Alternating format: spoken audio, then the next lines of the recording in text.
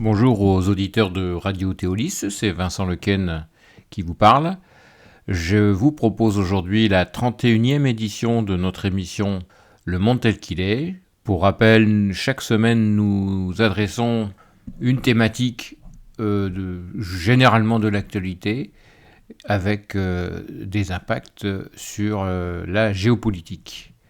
Alors aujourd'hui, je vous propose un sujet un petit peu, comment dirais-je, diagonal par rapport à l'actualité. Pourquoi diagonal ? Parce que, ma foi, je vais vous parler d'un sujet suite à une position qu'a pu prendre, ou en tout cas suite à l'arrivée de Donald Trump. Alors tout le monde parle de Donald Trump dans tous les sens aujourd'hui. On est, à l'heure où je parle, 3 semaines à peu près suite à son arrivée au poste de président des États-Unis, le 20 janvier 2025.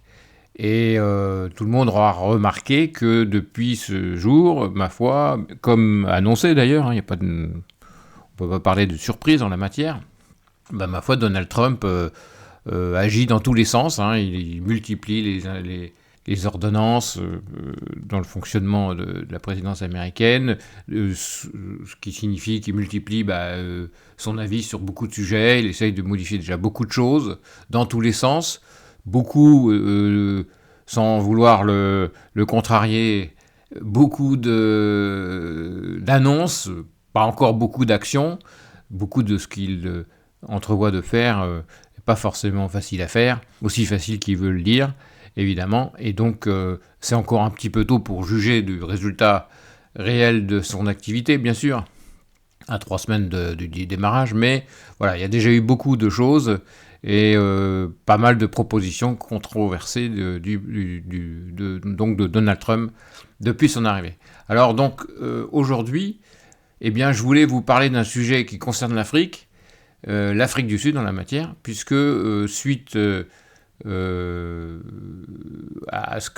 commentaires qu'a pu faire Donald Trump, ma foi, cela sur l'Afrique du Sud, et je vais vous en parler de ce commentaire, ça a généré un malaise évident des nationalistes afrikaners, donc les blancs, pour parler très simplement, en Afrique du Sud. Alors, pour commencer, comme d'habitude un petit peu d'ailleurs, un petit contexte historique sur ce que sont les afrikaners. C'est une minorité sud-africaine donc qui descend des colons néerlandais et très simplement, ils sont encore aujourd'hui, historiquement, et à juste titre, associés à ce qui fut l'apartheid. Donc l'apartheid, on situe ça entre 1948 et 1994, et l'arrivée de Nelson Mandela. Et donc, 1994, ma foi, c'était il y a plus de 30 ans maintenant, que l'apartheid a heureusement s'est achevé. Et néanmoins, en Afrique du Sud, on a toujours les afrikaners, ils n'ont pas disparu. Et ils se sont regroupés dans des mouvements nationalistes, comme par exemple le Front de la Liberté Plus, et ces mouvements défendent aujourd'hui une identité culturelle distincte de celle des habitants d'Afrique du Sud, natifs, et ils réclament parfois une autonomie territoriale. Évidemment, tout ça génère des tensions actuellement, puisque depuis la fin de l'apartheid, certains groupes afrikaners dénoncent leur marginalisation de la politique sud-africaine, et puis également des violences, j'allais dire, de plus en plus importantes, ciblées contre les fermiers blancs propriétaires des terres. Et par ailleurs, des projets qui sont en cours, comme des réformes agraires, qui génèrent des expropriations souvent sans compensation. Ces réformes alimentent des craintes de leur part d'une perte d'influence économique. Et du coup, c'est dans ce contexte qu'apparaît notre ami Donald Trump, qui a une tendance à se mêler de beaucoup de choses, y compris de ce qui ne le regarde pas, ou en tout cas de ce qui ne regarde pas son pays, mais qui, entre autres choses, se voit comme un des grands leaders du monde conservateur, on va dire. Et donc, Donald Trump, selon les déclarations qu'on a pu retenir de lui, Il aurait invité ces nationalistes afrikaners donc à s'exiler, et en leur offrant même un accueil aux États-Unis s'ils le souhaitaient. Évidemment, cette déclaration provocatrice, comme il en a l'habitude, s'inscrit dans une logique de nationalisme identitaire, un thème qui est tout à fait récurrent, comme je l'ai dit, chez Donald Trump, et qui pourrait d'ailleurs viser à mobiliser son électorat conservateur, et d'une manière générale, tous les électorats conservateurs qui ont malheureusement, ou heureusement selon certains, chacun jugera, le vent en poupe, un petit peu partout dans les pays occidentaux. Cette position a eu pour conséquence des réactions quand même en Afrique du Sud. Par exemple, le gouvernement sud-africain, qui n'est pas d'origine afrikaneur, il a condamné une ingérence dans ses affaires internes, à juste titre, quand même, rappelant que la question raciale reste un sujet sensible. C'est pas parce que l'apartheid s'est terminé il y a 30 ans, ou plus de 30 ans, que tout est réglé en Afrique du Sud, loin de là. Et parmi même les afrikaners, c'est un petit peu ça d'ailleurs le plus intéressant, c'est que les réactions sont quand même très partagées parmi les afrikaners. Donc. Certains y voient une opportunité, bien sûr, se laissent convaincre par les propos de Trump, mais d'autres voient quand même un risque de division s'accroître quand on tient des propos de la sorte.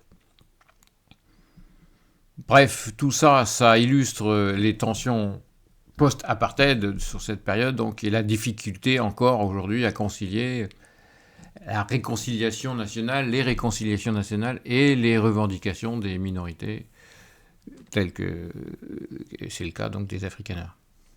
Voilà, alors du coup ça nous amène à oublier un petit peu Donald Trump quelques minutes et à se replonger un petit peu dans les problématiques de l'Afrique du Sud actuelle, en commençant par peut-être aller un petit peu plus en avant, un peu plus en détail, dans les raisons principales de l'exil des nationalistes afrikaners en Afrique du Sud et de comprendre leurs racines dans le contexte historique assez complexe et les tensions sociopolitiques récentes qu'on vient d'évoquer. Premièrement, sur cet aspect, donc l'héritage post-apartheid des afrikaners. Donc les afrikaners, c'est la minorité blanche, comme on l'a dit, qui est historiquement associée donc au régime de l'apartheid. Et ces gens donc vivent depuis la fin de l'apartheid, donc en 1994, comme on l'a déjà dit il y a quelques minutes, un sentiment de déclin depuis la transition démocratique souhaitée par Nelson Mandela et le peuple sud-africain. Ils vivent mal aussi, et on l'a évoqué, la fin des privilèges systémiques qui a entraîné une perte d'influence politique et des craintes qui sont liées aux réformes agraires, et notamment au projet d'expropriation, comme on l'a mentionné, du fait qu'ils sont historiquement les propriétaires des terres. Et évidemment, toutes ces réformes, elles visaient à corriger les inégalités héritées de la colonisation. Et logiquement, ils ont un sentiment de déclassement en la matière. Et ça a eu pour conséquence, donc comme on l'a un petit peu mentionné aussi en introduction, que ces groupes nationalistes dénoncent une augmentation des violences les ciblant, et qui sont perçues comme des attaques ethniques. Alors, en termes d'enjeux identitaires et culturels, le nationalisme afrikaner, il a été forgé lors des guerres contre les Britanniques au XIXe siècle, et bien sûr renforcé par l'apartheid. Et il repose sur, j'allais dire philosophiquement, entre guillemets, sur une quête de préservation culturelle, qui est marquée par la langue, puisqu'il y a la langue afrikaans, qu'ils utilisent, et puis religieusement, en termes de religion, c'est basé sur le calvinisme. Ils ont la crainte, ces afrikaners, d'une assimilation forcée dans une société qui est majoritairement noire, bien sûr, et depuis toujours, et tout ça ravive le traumatisme historique du Grand Trek et les défaites face à l'Empire britannique. En matière de facteurs économiques et sécuritaires, donc, autre facteur qui peut expliquer donc, les difficultés ressenties et vécues par les afrikaners, on a évoqué les réformes agraires qui menacent les terres agricoles et donc leurs propriétaires qui sont majoritairement et traditionnellement les Afrikaners. Et à ceci s'ajoute un taux de chômage très élevé, puisqu'il est supérieur à 30% encore aujourd'hui, en 2025, et encore beaucoup d'inégalités socio-économiques qui exacerbent toutes ces frustrations et qui alimentent un discours victimisant au sein des franges radicales des Afrikaners. Bref, en synthèse de cette deuxième partie de mon exposé, l'exil des nationalistes afrikaners découle d'un mélange complexe de facteurs, le facteur historique, socio-économique, politique, et tout ça, évidemment, c'est enflammé par ce que vient de dire Donald Trump. Alors, dernière partie de l'exposé, donc en matière d'impact économique, quel serait l'impact économique de l'exil des Afrikaners, ou même de leur disparition, ou de leur départ de l'Afrique du Sud. Et là aussi, tout ça révèle une dynamique assez complexe qui mêle l'héritage historique et les défis d'aujourd'hui. Alors, en matière d'impact économique, il y aurait des conséquences en matière de compétences et d'affaiblissement sectoriel. L'immigration massive de cadres afrikaners, on parle d'ingénieurs, d'enseignants, de médecins, a déjà fragilisé des secteurs clés comme l'agriculture et les services publics sud-africains. Par exemple, entre 1994 et 2025, donc sur cette période post-apartheid, plus de 100 000 employés qualifiés ont quitté les entreprises d'État, comme Eskom, Telcom, et tout ça a contribué à générer une crise énergétique et de forts dysfonctionnements administratifs dans le secteur public. Deuxième impact, cette fois-ci, c'est en matière d'instabilité agraire et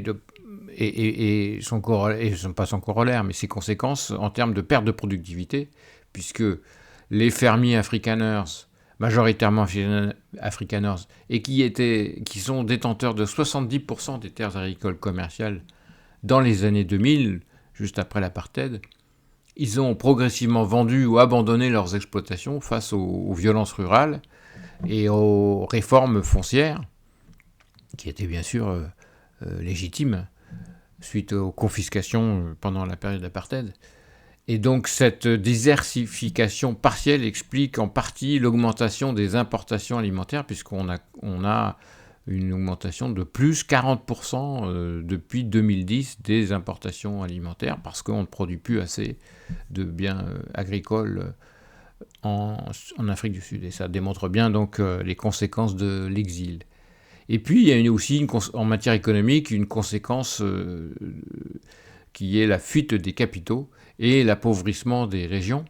L'exil, il s'accompagne d'un transfert de richesses estimé à 12 milliards de dollars entre 2000 et 2025.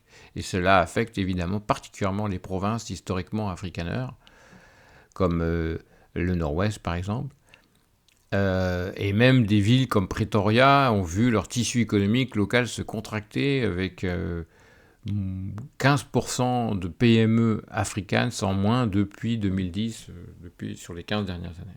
Donc on voit quand même des conséquences économiques fortes sur post-apartheid en rapport à l'exil des Afrikaners. Bon, mais il n'y a pas que des impacts économiques, mais il y a également des impacts sociaux. Cet exil, ces départs d'Afrikaners ont pour conséquence aussi une fragmentation des communautés. Les projets de Volksstadt, comme Orania, qui regroupe moins de 10% des Afrikaners, et la majorité optant pour une intégration paradoxale, repli culturel, tout en participant à l'économie de l'Afrique du Sud. Et de même, le taux de mariage interraciaux a quadruplé depuis la fin de l'apartheid, puisqu'on est passé de 2 à 8%. Et tout ça, évidemment, ça effrite les frontières ethniques, et c'est très bien ainsi. C'est bien la grande réussite de la fin de l'apartheid. Ça a aussi comme impact une crise identitaire générationnelle, puisque 68% des jeunes afrikaners de moins de 30 ans, qui n'ont donc pas connu l'apartheid, ou en tout cas ne s'en souviennent pas, et ils rejettent le nationalisme éthique.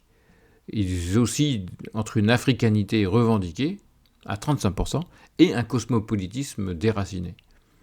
Et la langue afrikaans perd, elle, 20 000 locuteurs natifs par an, remplacés par l'anglais dans l'éducation et les affaires. Donc on voit un impact aussi de post-apartheid parfaitement positif, évidemment, qui est que les jeunes afrikaners, les jeunes blancs, ma foi, ne veulent plus du tout, rejettent complètement ce qu'ont pu faire leurs aînés, leurs parents, en matière d'apartheid. Ils ne veulent plus entendre parler de cette période, ni même de ce qui la caractérise, la langue, etc., et la culture. Autre conséquence, ma foi, sociale, c'est une polarisation politique accrue. L'exil a alimenté les discours victimisants de l'extrême droite et qui exploite donc les statistiques sur les meurtres de fermiers. Et paradoxalement, il a aussi permis l'émergence d'une intelligentsia afrikaner libérale et active dans les ONG antiracistes. C'est lié évidemment avec ce qu'on a dit juste avant concernant les générations d'aujourd'hui qui s'éloignent donc de la culture raciste de leurs parents. Enfin, on a donc parlé des conséquences microéconomiques, sociales, mais il y a aussi des conséquences macroéconomiques. Le départ des contribuables afrikaners, qui représentaient 12% du PIB en 2000, a contraint l'État sud-africain à augmenter les impôts, comme la TVA, de 14 à 15% en 2018, et a entraîné aussi un endettement largement supplémentaire, l'Afrique du Sud connaît une dette publique qui a augmenté de 65% depuis 2010. Tout ça n'a pas forcément joué sur les inégalités raciales, d'ailleurs, puisqu'elles persistent. 61% des Sud-Africains noirs vivent encore sous le seuil de pauvreté, alors qu'ils sont seulement 1% parmi les Afrikaners blancs. Et évidemment, cet écart il est renforcé par l'exil des classes moyennes afrikaners. Voilà ce que l'on pouvait dire sur la situation de l'Afrique du Sud suite à la remarque de Donald Trump. Alors pour finir, comment ont réagi les médias sud-africains d'offrir, donc encore, je rappelle, l'exil aux nationalistes afrikaners. Ma foi, première réaction en synthèse, c'est un rejet unanime de l'ingérence étrangère. Les principaux titres anglophones, que sont la BBC, Reuters ou même France 24, ont souligné le caractère assez ridicule de la proposition de Trump, la qualifiant de campagne de désinformation. Quant au gouvernement sud-africain, on l'a déjà dit tout à l'heure, il a dénoncé une vision colonialiste et rappelle que les Afrikaners restent parmi les plus privilégiés économiquement. On vient de le voir, ils ont raison de le dire. Du côté des médias proches de l'ANC, donc le mouvement historiquement de Nelson Mandela, les médias qui sont proches donc du Congrès national africain ont mis en avant que la loi sur l'expropriation comme outil de justice sociale, on l'a vu aussi, et donc rejetant toute comparaison avec le Zimbabwe.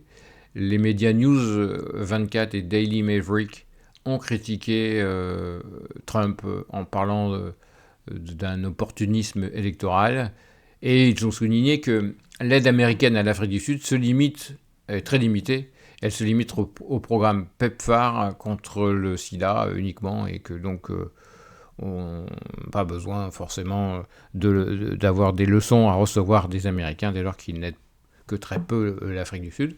Concernant les médias blancs et conservateurs, les plateformes telles que AfriForum ou Solidarité Beveging ont insisté sur leur attachement à l'Afrique du Sud, donc tout en dénonçant les 142 lois discriminatoires ciblant les minorités. Mais bon, globalement, ils n'ont pas accueilli favorablement les propos de Trump.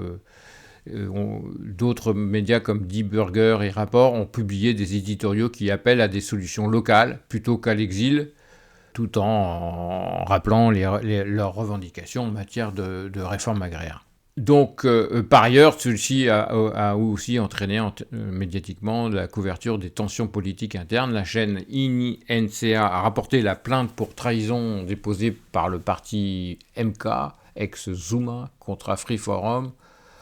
Voilà, donc ça a un petit peu, tout ça pour dire que ça a un petit peu rallumé des tensions politiques internes, voilà, ce qui démontre que finalement tout ça, c'est remarque inapproprié et en plus n'ont pour conséquence que d'attiser le feu, évidemment. Enfin, en matière de réaction sur les réseaux sociaux, quand même aussi, dans l'opinion publique, il y a eu un hashtag Stay in South Africa qui a circulé assez largement, qui reflète quand même assez bien un sentiment patriotique parmi les Afrikaners qui n'ont pas du tout envie de s'exiler.